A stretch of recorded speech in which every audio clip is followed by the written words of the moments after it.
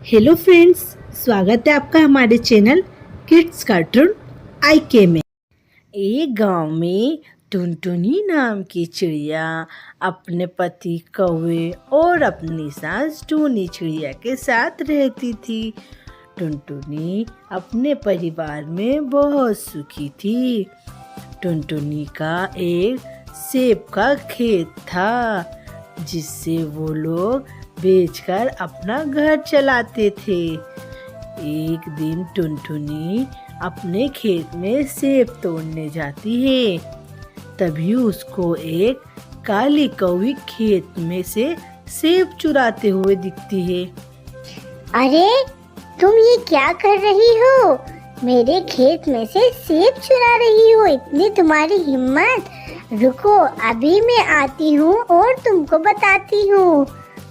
टुनटुनी को कौवी देखकर तुरंत वहाँ से फुर्र हो जाती है। पर टुनटुनी को ये नहीं पता था कि वो कौवी जादूगरनी कौवी है और वो टुनटुनी के खेत में से सेमफल खाने आई है। टुनटुनी अपने घर जाती है और सारी बात अपने पति और अपनी सास को बताती है। अरे टुनटुनी, मैं तभी तो बोलूं बेटा कि अपने खेत में से सेमफल क्यों कम हो रहे हैं। नहीं माँ जी, आपको नहीं पता है, खेत में से सेमफल कम नहीं बल्कि और ज्यादा हो रहे हैं। हम अपन तिगनी आमदनी कमा रहे हैं माँ जी। अरे बेटा, तुझे कुछ नहीं पता है। मैं और टुनटुनी ज्यादा समझदार हैं। तू तो चुप ही रहा कर। अरे माँ जी, आप मेरी बात पे विश्वास तो करो। आज मैं 3 गुनी कीमत में सेमफल बेच कर आया हूँ। मुझे तो कोई भी घाटा नहीं लग रहा है। ये सब बातें करते करते वो लोग सो जाते हैं। जैसे ही दूसरे दिन सवेरा होता है, टुनटुनी अपने खेत में जाती है और देखती है कि एक भी सेमफल खेत में नहीं है। पूरा खेत बंजर हो चुका है। टुनटुनी ये देखकर चौकन्नी हो जाती है और तुरंत अपनी सास और अपने पति को खेत में बुलाकर लाती है। वो दोनों भी ये देखकर बहुत ज्यादा अफसोस करते हैं। ये क्या हुआ टुनटुनी? कल तक तो पूरा खेत सेब से लबालब हो रहा था और आज पूरा खेत बंजर हो गया। माँ जी, मुझे तो लगता है कि ये काम उस काली कौवी का ही है। तभी टुनटुनी का पति टुनटुनी से कहता है, अरे टुनटुनी, एक काली कौवी इतने पूरे खेत के सेमफल कैसे खाएगी?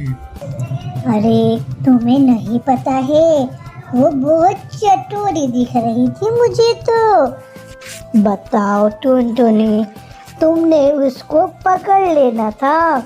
माँ जी, मैं उसको कैसे पकड़ती? जैसे ही मैंने उसको डांटा, वो तो एकदम से गायब ही हो गई।